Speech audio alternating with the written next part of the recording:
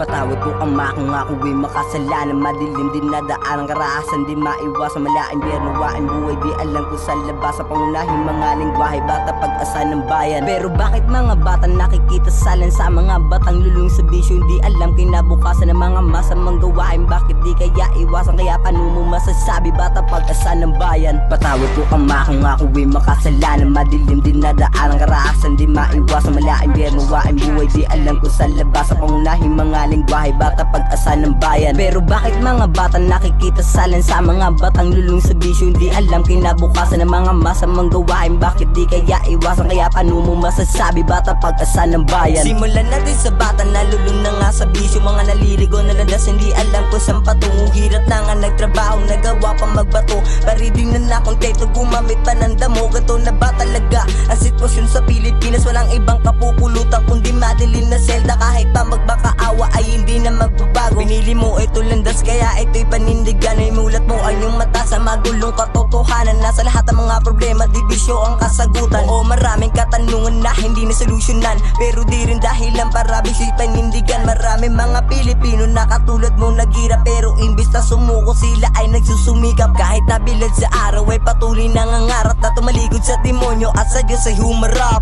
Patawad po ang kung ako'y makasalanan. Madilim din na daan ang karaasan, di maiwasan malaing biyernuwain buhay. Di alam kung sa labas sa pangunahing mga lingwahe, bata pag-asa ng bayan. Pero bakit mga bata nakikita salin sa mga batang lulong sa bisyo? Hindi alam kinabukasan ng mga masamang gawain. Bakit di kaya iwasan, kaya paano mo masasabi bata pag-asa ng bayan? Sadya maraming mga tao na mahilig mang mata at ang masakit pa doon kapag Pilipino mo sila. Mga sarili ka bansa nagawang ikahiya. Mga taong naghihirap sa kalsada at tumira. Aba maswerte ka pa boy, nakadamaan ng ginawa. Isa kang batugang bata na mahilig tumiyaya. Yan maraming mga tao na nawawalan ng gana. Ultimong sabik sa bisyo at sa pera ay sagana. Kahit na makasalanan basta pagkakaperan, wala silang pakialam kahit sino pang matapakan. Kahit na mag-alalangan pare dito hadlang. Mga tao na nagrarag may piling sigas sa daan. Maraming karanasan na hindi maintindihan. Mga taong makasalanan at ang oras ay bilang hindi ko maintindihan. Subalit ay nalilito kapwa Pilipino sa Pinas. Nagtutulak pa ng shabu,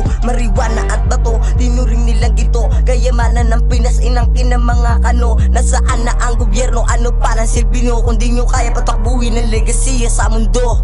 Patawad po ang kung ako'y makasalanan. Madilim din na daan ang karaasan, di maiwasan malaing biyernuwain buhay. Di alam kung sa labas sa pangunahing mga lingwahe, bata pag-asa ng bayan. Pero bakit mga bata nakikita salin sa mga batang lulong sa bisyo? Hindi alam kinabukasan ng mga masamang gawain. Bakit di kaya iwasan, kaya paano mo masasabi bata pag-asa ng bayan?